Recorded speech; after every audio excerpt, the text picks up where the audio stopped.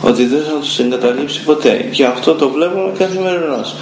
Δεν μπορεί ο μοναχός να υπάρχουν γυναίκες και παιδιά και να έχει και το νου του στο Θεό, κατάλαβες? Πρέπει να είναι, ας πούμε, τα πράγματα όσο μπορεί ο μοναχός να αποξενώνεται από τον κόσμο. Γι' αυτό λέγεται μοναχός, για να μπορεί, ας πούμε, να ζει μακριά από τον κόσμο, από τη σύγχυση του κόσμου, για να μπορεί να είναι κοντά στο Θεό. Gardiens de la tradition, les moines de la Sainte République ont su préserver des trésors remontant au 1er siècle du christianisme.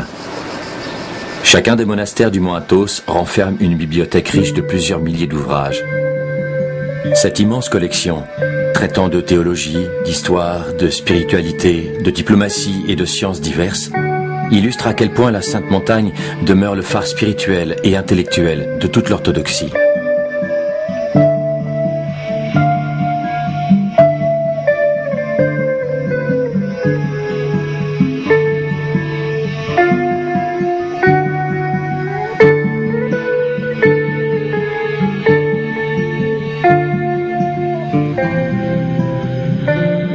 Il n'est pas souvent permis d'observer de près cette richesse accumulée au cours des siècles. Anciens incunables, codex enluminés, qui constituent par leur rareté la seconde bibliothèque de la chrétienté. La collection du monastère comporte, entre autres, un ancien testament du XIVe siècle, ainsi qu'un firman ottoman, marqué du sceau du sultan, attestant de la suzeraineté des moines. La salle du trésor, où sont conservées les reliques des saints, les icônes et les objets précieux, est généralement dissimulée dans un lieu secret du monastère. Les pères eurent recours à de nombreux subterfuges qui devaient leur permettre de sauver l'essentiel.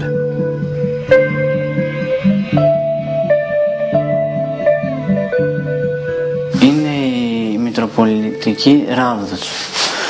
Βέβαια τώρα είναι συνηθισμένη με δύο μικρά φιδάκια.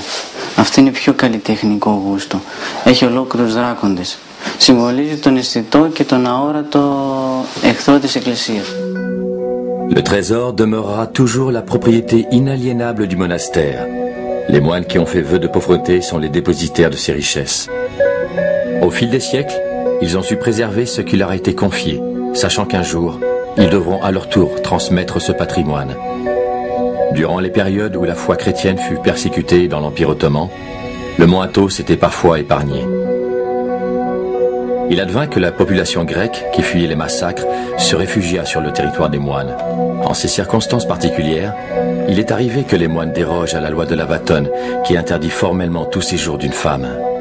Βέβαια κατά περιόδους έγινε εισχώρηση, όπως το 1940, όπως με το 1821, κυνηγούμενοι από τους Τούρκους οι χωριάτες έξω, εισχωρήσανε στο Άγιον Όρος. Και μάλιστα έχω κάποιον μοναχό διαβάσει, ο οποίος γεννήθηκε μέσα στο Άγιον Όρος. Η μάνα του τον γέννησε μέσα στο Άγιον Όρος. Και μετέπειτα έγινε μοναχός μέχρι όλη τη ζωή του. Même au mont Athos, les lois les plus intangibles ont leurs exceptions.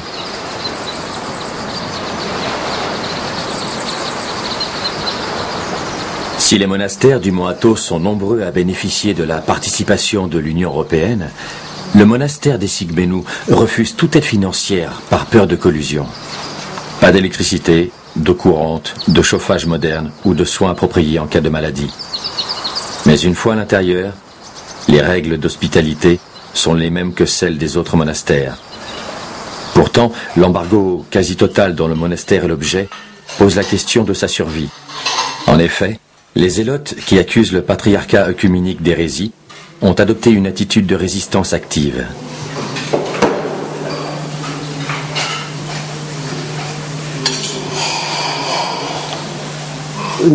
Nous pensons et nous confessons que nous sommes les seuls vrais chrétiens qui existent dans le monde. Voilà, ce sont les zélotes aujourd'hui seulement. Tout comme les autres moines, les zélotes craignent que l'Europe, sous couvert d'aider le mont Athos, ne tente d'imposer l'entrée des femmes sur leur territoire. Il est vrai que certains députés européens ont fait de cette cause leur cheval de bataille, ce qui renforce les moines dans leurs convictions.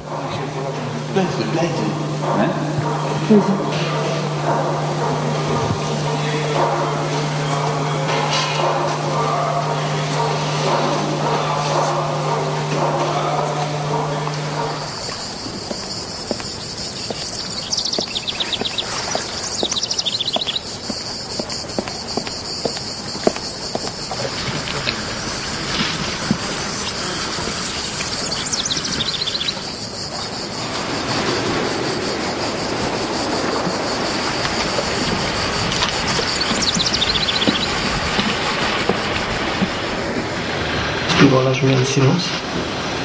Et je vais me reposer un peu. Je m'assois ici, je regarde la mer.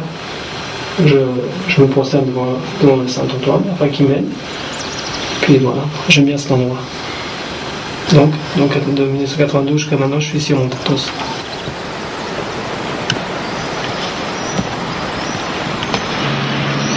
On peut dire une chose, c'est que lorsque je suis arrivé ici, je ne savais rien de la foi orthodoxe, rien de la foi catholique, rien du tout. Tout ce que je savais, c'est que la foi véridique, c'était la foi chrétienne. Et puis, je suis allé à l'église serbe à Paris, je leur ai demandé où se trouve cet endroit, si cet endroit existait, si c'était vraiment la vérité que cet endroit existait. Bon, ils m'ont dit que oui, que ça se trouvait en Grèce, que c'était un endroit isolé du monde, qu'il n'y avait pas d'électricité, pas de voiture, pas de vie moderne. Et on m'a déconseillé d'aller là-bas, on m'a dit que j'étais un peu... qu'il serait préférable pour m'adresser dans le monde et dans la réalité de me parler dans un endroit comme ça. Bon, moi j'ai pris l'adresse et puis je suis allé quand même. Mais nous, en tant qu'orthodoxes qui sommes de la foi véridique, nous n'avons aucun droit d'obliger quelqu'un de force à croire en ce que nous croyons, à pourchasser quelqu'un ou à lui faire du mal juste pour des questions de foi. Car Dieu a créé l'homme libre. Donc, en fonction de sa liberté, l'homme choisit ce qu'il va faire dans sa vie. Ici, nous ne sommes pas malheureux. C'est-à-dire que vu que nous sommes en contact avec la foi véridique et le Dieu véridique, lorsque nous avons contact ensemble avec le Seigneur, il se passe quelque chose d'agréable. Ce n'est pas quelque chose de désagréable. Et c'est ce qui nous donne la force de rester. C'est la grâce. La grâce et la paix. Voici ce qu'étaient venus chercher les premiers ermites qui s'installèrent à l'extrémité de la péninsule, dans ce que l'on nomme le désert. Ils forment une zone difficile d'accès. La solitude y est totale, loin de l'organisation des grands monastères. Dans le silence et l'austérité, les moines pratiquent cet entraînement spirituel qu'est l'ascèse. C'est ici qu'est né l'hésychasme, sorte d'école spirituelle propre à l'Orient byzantin, et qui marqua profondément la mystique orthodoxe jusqu'à nos jours. On trouve notamment dans la région du désert de nombreuses calives, ces communautés restreintes de 5 ou 6 moines. Επειδή στον κόσμο υπάρχουν πολλά αίτια τα οποία μας εμποδίζουν από το να τηρήσουμε τις εντολές του Χριστού, ενώ εδώ στην έρημο, εδώ στην απομόνωση μπορούμε πιο εύκολα να τηρήσουμε τις εντολές του Χριστού και ως εκ τούτου να πετύχουμε την ψυχική μας σωτηρία. Στις καλύβες, στις σκήτες ζουν βέβαια και εκεί όπως και εδώ πάλι κοινοβιακά. Δηλαδή αποτελούμε ένα μικρό μοναστηράκι και εδώ, όπως είναι και το μεγάλο μοναστήρι της Λάβρας, του Βατοπεδίου και ούτω καθεξής.